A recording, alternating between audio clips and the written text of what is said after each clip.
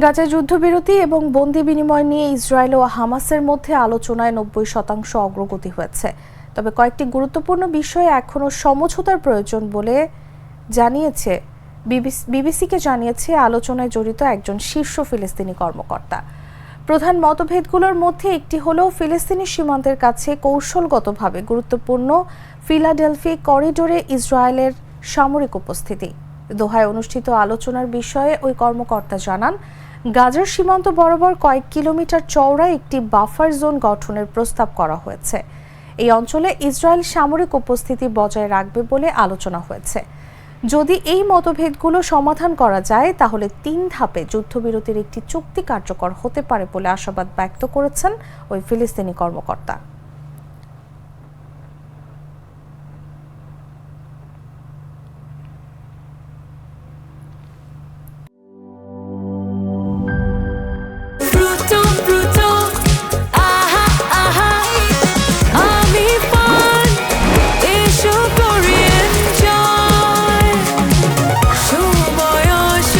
প্রাণ ফ্রুটো, সময় অসময় ফ্রুটোময়।